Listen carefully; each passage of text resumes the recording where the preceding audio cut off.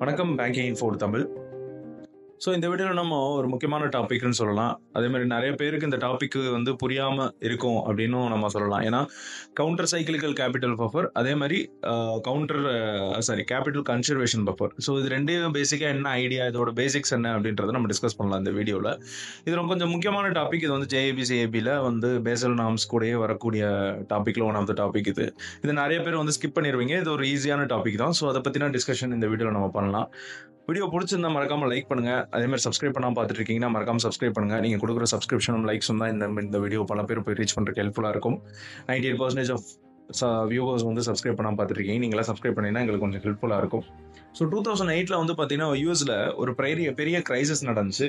So whole economy இதனால பாதிக்கப்பட்டுச்சு. ஒரு bank வந்து பேங்க்ரப்ட் ஆச்சு. அதாவது ஒரு பேங்க் வந்து திவால் ஆச்சு. அதுகிட்ட போதுமான கேபிட்டல் இல்லாததுனால அது திவாலாக ஒரு முக்கியமான காரணமா இருந்துச்சு. அந்த போதுமான கேபிட்டல் இல்லாததுனால. ஸோ அதுக்கப்புறம் வந்து பாத்தீங்கன்னா பேசல் நார்ம்ஸ் அப்படின்னு சொல்லிட்டு ஒன்று இன்ட்ரடியூஸ் ஆகுது. இந்த பேசல் நார்ம்ஸோட முக்கியமான ஒரு விஷயமே வந்து பாத்தீங்கன்னா கேபிட்டல் வந்து கொண்டு வருது. ஸோ பேசல் நார்ம்ஸ்ல 3 பில்லர் இருக்கு. இந்த 3 பில்லர் வந்து பாத்தீங்கன்னா minimum capital requirements, marketing display, statutory requirements, இந்த மாதிரி சில விஷயங்கள்லாம் கொண்டு வராங்க. அதுல வந்து இது ஒரு முக்கியமான அங்கமா வகிக்கிறது வந்து பாத்தீங்கன்னா கேபிட்டல் ரெக்யர்மெண்ட். ஒரு பேங்க்கு வந்து முக்கியமா தேவைப்படுறது வந்து பாத்தீங்கன்னா கேபிட்டல். ஸோ இந்த கேபிட்டல் ரெக்யர்மெண்ட் ஒரு பேங்க் எப்படி வந்து மெயின்டைன் பண்ணணும் அப்படின்றது இந்த பேசல் நார்ம்ஸ் வந்து வழிவகை செஞ்சாங்க. ஸோ இதை வந்து உலகத்தில் இருக்கக்கூடிய மேக்ஸிமம் எக்கனாமிஸ் வந்து இதை வந்து அக்செப்ட் பண்ணிக்கிட்டாங்க. இந்த பேசல் நார்ம்ஸ் அக்செப்ட் பண்ணிக்கிட்டாங்க. ரிஸ்க் வெயிட்டட் அசெட்ஸ் அப்படின்னு ஒன்று இன்ட்ரடியூஸ் ஆச்சு.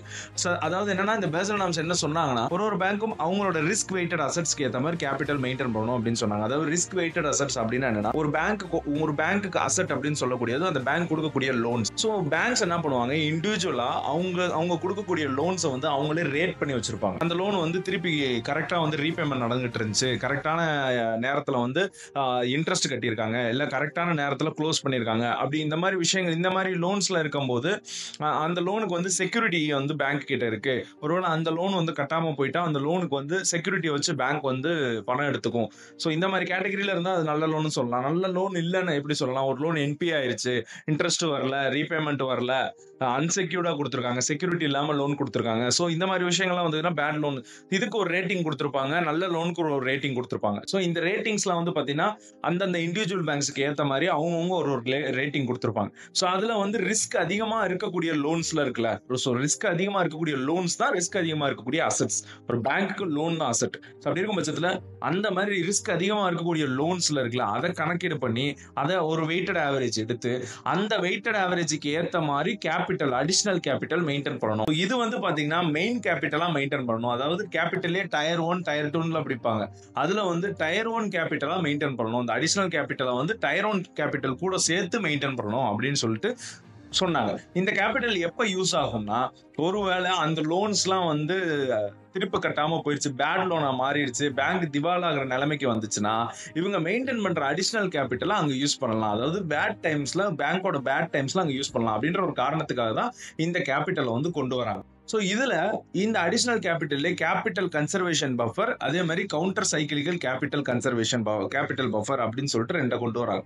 ஸோ கேபிட்டல் கன்சர்வேஷன் பஃபர்னா 2.5% of risk weighted assets. So ஜென்ரலா எல்லா பேங்க்ஸும் வந்து பாத்தீங்கன்னா அவங்களோட ரிஸ்க் வெயிட்டட் அசெட்ஸ்ல இருந்து 2.5% அடிஷனலா அந்த 2.5% எடுத்து அதை அடிஷனலா கேபிட்டலா மெயின்டைன் பண்ணணும். அவங்களோட டோட்டல் ரிஸ்க் வெயிட் அசெட்ஸ் 100 ரூபாய் அப்படின்னு இருந்துச்சுன்னா 2.5 rupees எடுத்து தனியா வந்து ஒரு கேபிட்டலா மெயின்டைன் பண்ணணும், அடிஷனல் கேபிட்டலா மெயின்டைன் பண்ணணும் அப்படின்னு வந்து சொல்றாங்க. கேபிட்டல் கன்சர்வேஷன் பஃபர் இருக்குல்ல, CCB. ஸோ இது வந்து பாத்தீங்கன்னா பேட் டைம்ஸ்ல வந்து கேபிட்டல் டிஸ்ட்ரிபியூஷன், பேமெண்ட்ஸ் இதெல்லாம் நடக்கும். இப்போ ஒரு பேங்க் திவால் ஆச்சுன்னா அந்த பேங்க்ல வந்து டெபாசிட்டர்ஸ் இருக்கவங்களுக்கு பணத்தை திருப்பி தரணும். அந்த பேங்க்ல டிவிடெண்ட், அந்த பேங்க்ல ஷேர் ஹோல்டரா இருக்கவங்க இது பணம் ரீபேமெண்ட் நிறைய இருக்கும் பாத்தீங்களா. அதாவது பேமெண்ட் பண்றது, டிஸ்ட்ரிபியூஷன் பண்றது, இது எல்லாத்துக்கும் சிக்கல் இல்லாம இந்த கேபிட்டல் வந்து நம்ம யூஸ் பண்ணிக்கலாம். அந்த 2.5% ஆஃப் கேபிட்டல் வந்து யூஸ் பண்ணிக்கலாம் அப்படின்னு சொல்லிட்டு சொல்றாங்க.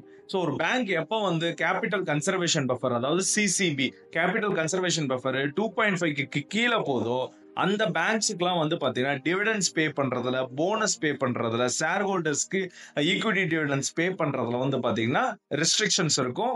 டிலே இருக்கும். பேங்கோட ஆப்ளிகேஷன் என்னன்னா அந்த பேங்கோட லைபிலிட்டிஸ் தான். அந்த பேங்கோட லைபிலிட்டிஸ் என்னன்னா டெபாசிட்டர்ஸ் கொடுக்குற பணத்தை திருப்பி கொடுக்கணும், அதான் லைபிலிட்டிஸ். ஸோ இப்போ கேபிட்டல் கன்சர்வேஷன் பஃபர் என்னன்னு ஒரு ஐடியா தெரியும். இப்போ வந்து பாத்தீங்கன்னா நம்ம counter cyclical capital conservation buffer. So அதுதான் நம்ம வந்து பாத்தீங்கன்னா ஆல்ரெடி கேபிட்டல் கன்சர்வேஷன் பஃபர் ஒன்று மெயின்டைன் பண்றாங்களே, ஏன் கவுண்டர் சைக்கிளிக்கல் அப்படின்னு எடுத்துக்கிட்டோம்னா, ஸோ இந்த நேம்லயே இருக்கு நம்மளுக்கு சைக்கிளிக்கல் அப்படின்னு சொல்லிட்டு ஒரு நேம் இருக்கு. சைக்கிளிக்கல் அப்படின்னா ஒரு சைக்கிள், அப்படின்னா ஒரு பிசினஸ் சைக்கிள். ஒரு பிசினஸ் பர்சன் கையில இருக்கக்கூடிய பணம் எப்படி ரா மெட்டீரியல்ஸா மாறி அதுக்கப்புறம் வந்து ப்ராடக்ட்ஸா மாறி அதுக்கப்புறம் சேலுக்கு போய் மார்க்கெட்டிங் போய் சேல் போய் மறுபடியும் பணமா மாறுது. இதுதான் சைக்கிள்னு சொல்றோம், ஒரு பிசினஸ் சைக்கிள்னு சொல்லுவோம்ல. அதே மாதிரி எக்கனாமிக்கு ஒரு சைக்கிள் இருக்கு. அதாவது பூம் பீரியட், டிப்ரெஷன் பீரியட், அதுக்கப்புறம் ரெக்கவரி பீரியட் அப்படின்னு சொல்லுவாங்க. சோ இந்த எக்கனாமில பூம் பீரியட் அப்படின்னு நம்ம எதோ சொல்லுவோம்னா கேபிட்டல் ரொம்ப கம்மியான விலைக்கு அவைலபிளா இருக்கும். சோ இந்த பூம் பீரியட்ல என்ன ஆகும்னா நிறைய பேர் லோன் வாங்குவாங்க. லோன் கொடுக்கறதுக்கு பேங்க் கிட்ட நிறைய பணம் இருக்கும், ஹை லிக்விடிட்டி இருக்கும். கேபிட்டலை வந்து அக்யூர் பண்றதுக்கு லோ காஸ்ட் கேபிட்டல் அக்யூர்மெண்டா இருக்கும். ஸோ இந்த மாதிரி நேரத்துல என்ன ஆகும்னா பேங்க் வந்து பாத்தீங்கன்னா இன்டிஸ்கிரிமினேட் லெண்டிங் நடக்கக்கூடிய வாய்ப்பு அதிகம். இன்டிஸ்கிரிமினேட் லெண்டிங் அப்படின்னு ஒன்று சொல்லுவாங்க. இன்டிஸ்கிரிமினேட் லெண்டிங் அப்படின்னா என்னன்னா, ஒரு பேங்க் தன்னோட டார்கெட் அச்சீவ் பண்ணணும். ஏன்னா பூம் பீரியட்ல தான் வந்து நிறைய கிரெடிட் கொடுக்க முடியும், நிறைய வந்து லோன்ஸ் கொடுக்க முடியும் பேங்க். அப்படி இருக்கும்போது ஒரு பேங்க் தன்னோட டார்கெட் அச்சீவ் பண்ணணும், தான் பிசினஸ் இன்க்ரீஸ் பண்ணணும். ஏன்னா பேங்க் நிறைய லோன் கொடுக்கும் போது தான் பேங்கோட பிசினஸ் இன்க்ரீஸ் ஆகும். இந்த மாதிரி விஷயங்கள்லாம் வந்து நடக்கும்போது இன்டிஸ்கிரிமினேட் லெண்டிங் நடக்கும், தப்பான லெண்டிங் நடக்கும். திருப்பி வராத இடத்துல பணத்தை கொடுக்க லோன் கொடுப்பாங்க, திருப்பி வராதவங்களுக்கு லோன் கொடுக்கறது, கண்டா பின்னான்னு லோன் கொடுக்கறது. 2008ல ஒரு கிரைசிஸ் வந்து யூஎஸ்ல ஒரு பேங்க் அடி வாங்குச்சுன்னு சொன்னேன்ல, இதனாலதான் ஒரு லோன் வாங்குறவரோட பேக்ரவுண்ட பார்க்காமலே லோன் கொடுக்கறது, கண்ணா பின்னான்னு லோன் கொடுக்கறது. ஸோ பிசினஸ் இன்க்ரீஸ் பண்ணணும், டார்கெட் ரீச் பண்ணணும்னு சொல்லிட்டு இந்த மாதிரி விஷயங்கள்லாம் வந்து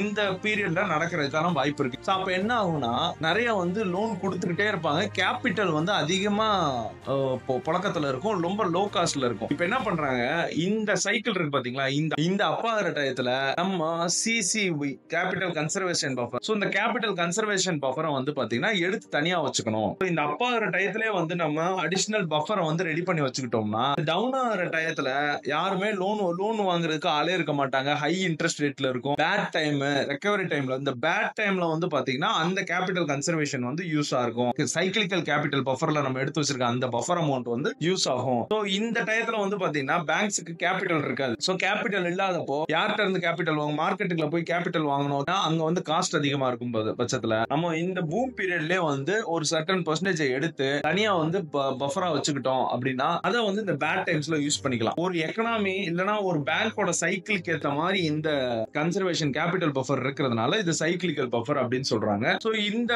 சைக்கிளிக்கல் பஃபர் வந்து பாத்தீங்கன்னா 0 to 2.5% ஆஃப் மெயின்டைன் பண்ணலாம். இது வந்து பாத்தீங்கன்னா மேண்டேட்டரியா எல்லாருமே மெயின்டைன் பண்ணணும் அப்படின்னு கிடையாது. சோ இப்போ இந்த 2.5 இருந்து 2.5% வரைக்கும் RW மெயின்டைன் பண்ணலாம் அப்படின்னு நம்ம சொல்றோம். இது எப்படி வந்து யார் என்ன மெயின்டைன் பண்றது, இது எப்படி கண்டுபிடிக்கிறாங்க அப்படின்னு பாத்தீங்கன்னா கிரெடிட் டு ஜிடிபி ரேஷியோ அப்படின்னு சொல்றாங்க. கிரெடிட்டையும் இப்ப இருக்கக்கூடிய ஜிடிபியும் வந்து பாத்தீங்கன்னா டிவைட் பண்ணினா ஒரு ரேஷியோ வரும். அதையும் இப்ப இருக்கிற ட்ரெண்ட், ஆல்ரெடி இருக்கக்கூடிய ட்ரெண்ட் இருக்குல்ல, அந்த ட்ரெண்டையும் வந்து இது ரெண்டுக்கான கேப்பை வந்து நம்ம எடுத்தோம்னா அந்த கேப்பை வச்சு 0% இல்ல 2.5% அப்படின்னு சொல்லிட்டு கவுண்டர் சைக்கிளிக்கல் கேபிட்டல் பஃபர் எந்த பர்சன்டேஜ்ல மெயின்டைன் பண்ணலாம் அப்படின்றத நம்ம சொல்றாங்க. பிகாஸ் இந்த பர்சன்டேஜ் வந்து பாத்தீங்கன்னா பூம் பீரியடும் ரெசெஷன் பீரியடையும் வந்து பாத்தீங்கன்னா அதை ஃபோக்கஸ் பண்ணி மெயின்டைன் பண்றதுனால ஜிடிபிக்கும் கிரெடிட்டுக்கும் வந்து பாத்தீங்கன்னா கேப் பாக்குறாங்க. அந்த கேப் படி நம்ம மெயின்டைன் பண்ணணும். சோ இப்போ எக்ஸாம்பிளுக்கு இப்போ கிரெடிட் டு ஜிடிபி ரேஷியோ வந்து பாத்தீங்கன்னா 3% லோயர் த்ரெஷோல்ட் அப்படின்னு சொல்றாங்க, 15% அப்பர் த்ரெஷோல்ட் அப்படின்னு சொல்றாங்க. பர்சன்டேஜ்க்கு மேல வந்துருச்சுனாலே அது வந்து லோயர் த்ரெஷோல்ட தாண்டிடுச்சு. 0%ல இருந்து இந்த நடுவுல வரக்கூடிய அந்த ரெஸ்பெக்டிவ் பர்சன்டேஜ்க்கு ஏத்த மாதிரி கேபிட்டல் கவுண்டர் சைக்கிளிக்கல் பஃபர் வந்து மெயின்டைன் பண்ணுவாங்க. இப்போ வந்து 3% lower threshold, 15% upper threshold. So 15% gap இருக்கு கிரெடிட் டு ஜிடிபி ரேஷியோக்கும் கரண்ட் ட்ரெண்டுக்கும் வந்து பாத்தீங்கன்னா 15% கேப் இருக்கு அப்படின்னா 2.5% of counter cyclical capital buffer வந்து மெயின்டைன் பண்ணணும். 3% கீழ இருந்துச்சுன்னா capital buffer counter cyclical capital buffer maintain பண்றதுக்கான அவசியம் இல்ல. அதே மாதிரி இந்த கவுண்டர் சைக்கிளிக்கல் கேபிட்டல் பஃபர் பாத்தீங்கன்னா 25 பேசிஸ் பாயிண்ட்ஸ்ல தான் இன்க்ரீஸ் ஆகும். ஃபர்ஸ்ட் 0.25, அடுத்து வந்து 0.50, இப்படி தான் இன்க்ரீஸ் ஆகும். 0.25 கேப்ல தான் வந்து இன்க்ரீஸ் ஆகும். சோ ஒரு எக்கனாமில வந்து லோயர் த்ரெஷோல்ட் 3%, அப்பர் த்ரெஷோல்ட் 15%. இதுக்கு நடுவுல தான் இந்த counter cyclical capital buffer maintain ஆகும். சோ இப்போதைக்கு வந்து பாத்தீங்கன்னா இந்தியன் எக்கனாமில வந்து கவுண்டர் சைக்கிளிக்கல் கேபிட்டல் பஃபர் கிடையாது. ஏன்னா கேப் வந்து 3% விட கம்மியா இருக்கும். இந்த கிரெடிட் டு ஜிடிபி கேப் வந்து பாத்தீங்கன்னா 3% விட கம்மியா இருக்கிறதுனால இப்போதைக்கு இந்தியன் எக்கனாமில வந்து அந்த கவுண்டர் சைக்கிளிக்கல் கேபிட்டல் பஃபர் கிடையாது. இந்த வீடியோ உங்களுக்கு பிடிச்சிருக்கும் நம்புறேன், புரிஞ்சிருக்கும் நம்புறேன். வீடியோ பிடிச்சா மறக்காம லைக் பண்ணுங்க, ஷேர் பண்ணுங்க, கமெண்ட் பண்ணுங்க. இன்னொரு முக்கியமான வீடியோட உங்களை வந்து சந்திக்கிறேன்.